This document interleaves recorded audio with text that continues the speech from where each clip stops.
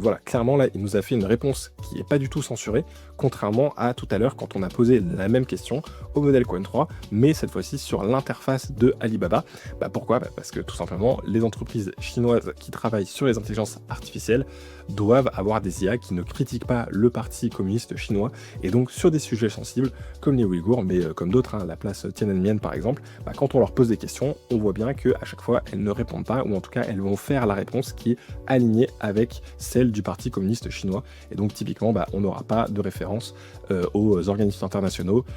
aux dénonciations, etc. On ne l'aura pas, mais quand on passe via Grok, vu qu'on est sur un modèle open source, et que Grok héberge eux-mêmes le modèle Cohen 3, et que donc du coup ils ne rajoutent pas les couches supplémentaires que Alibaba rajoute pour éviter que l'IA réponde à des choses qu'elle ne devrait pas répondre, on se retrouve du coup avec des réponses qui sont très différentes. Donc c'est assez intéressant, et c'est pour ça que les modèles open source chinois ne sont pas du tout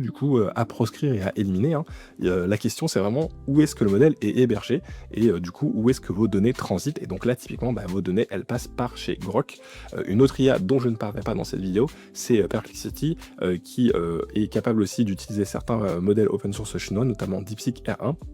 Donc voilà, c'est le même principe, c'est hébergé chez les serveurs de Perplexity, donc là c'est hébergé chez Grok, donc vos données elles partent du coup aux États-Unis et pas du coup en Chine, mais voilà, il y a aussi des acteurs européens qui proposent d'utiliser ces IA open source